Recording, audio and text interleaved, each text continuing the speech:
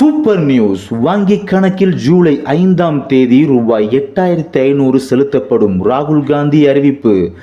நாடு முழுவதும் மக்களவைத் தேர்தல் 7 கட்டங்களாக நடைபெற்று வருகிறது. இதில் 6 கட்ட தேர்தல் முடிவடைந்த நிலையில் இன்னும் 7ஆம் கட்ட தேர்தல் மட்டும் நடக்க இருக்கிறது.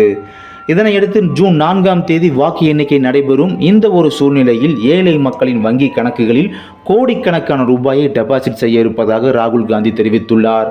வாரணாசியில் பிரசாரம் செய்த அவர் மகாலட்சுமி திட்டத்தின் கீழ் ஏழை குடும்பங்களில் உள்ள பெண்களின் பட்டியலை தயாரிக்க இருப்பதாகவும் அவர்களின் வங்கி கணக்கில் ஜூலை 5ஆம் தேதி 8500 ரூபாய் வரவு வைக்கப்படும் எனவும் தெரிவித்தார். இதன் மூலம் நாட்டின் அனைத்து ஏழை பெண்களும் பயன்பெற இருப்பதாக அவர் தெரிவித்தார். ஆக மொத்தம் பார்த்தீங்கன்னா கரெக்டாக ஜூலை 5ஆம் தேதி, அது ஏன் ஜூலை 5ஆம் தேதி சொல்லியிருக்காங்க அப்படின்னா, ஜூலை 4ஆம் தேதி ரிசல்ட் வருது. எஸ், மக்களவை தேர்தலுக்கான எலெக்ஷன் ரிசல்ட் வருது.